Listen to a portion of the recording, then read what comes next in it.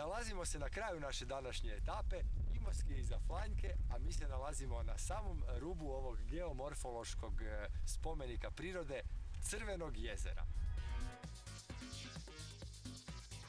Idemo na Biokovo, onu planinu gore koja, mislim ovu planinu ispred nas, a cilj nam je Sveti Jure, najviši vrh gdje se tamo vidi onaj toranj, i onda nakon par minuta razgledanja se spuštamo u Makarsku koja je naše konačište večeras. Dakle, sa zagorske strane na morsku stranu Teja, Mislav, snimatelj Marko iza kamere, te ja. Šta nas očekuje? Očekuje nas dosta znoja jer je ovo dosta strmi uspon.